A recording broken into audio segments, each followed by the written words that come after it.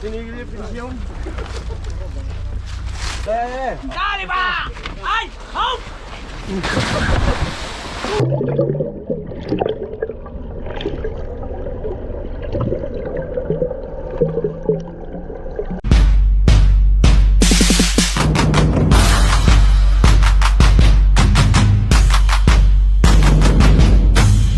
Magandang araw sa inyo mga master.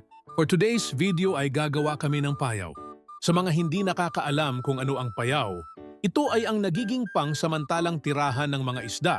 Sisimulan namin ito sa pagtatali ng mga gulong. At ito ang magiging pang-patibay ng gagawin nating boya. At ang kasunod naman nito ay ang paggawa ng talyan ng mga lubid. Nilalagyan na rin ng lambat ang styrofoam para maging matibay ito. Pagkatapos ay pinagsama-sama na ang mga binalot na styrofoam at pagdidikitin gamit ang mga gulong na tinali. At isinunod na rin ang iba pang pampatibay ng boya.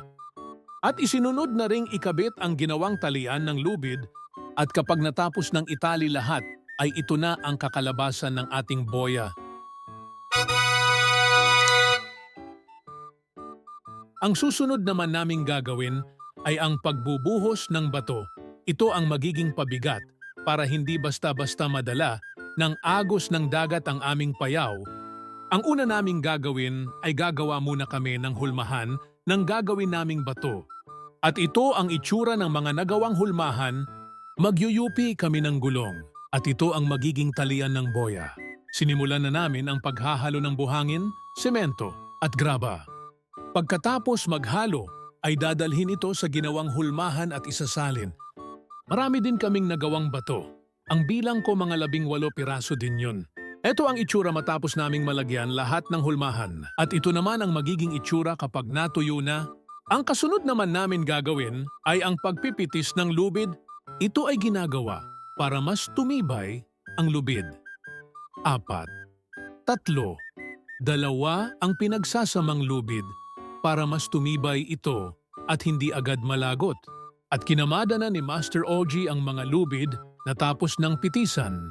At tapos ay ikinabit na rin ito sa boya para tuloy-tuloy na lang kapag hinakot sa bangka. At pagdating sa laot ay ipinuwesto na namin ang bato dahil iaariya na namin ang payaw. Dali. Ay. Dali. Ay.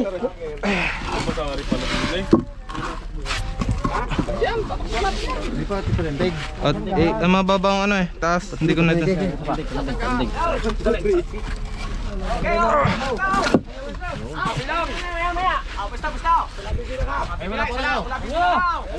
Dali ba? Ay! Hop!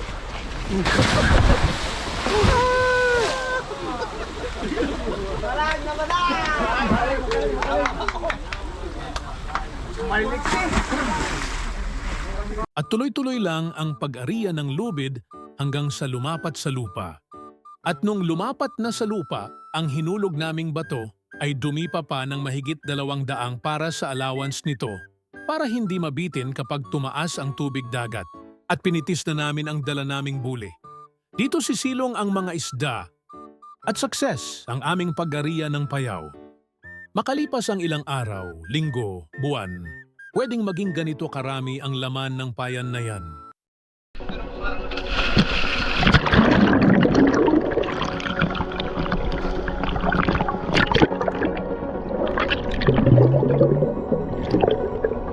Kung nagustuhan mo ang video na to, Master, makikilike and share naman ako.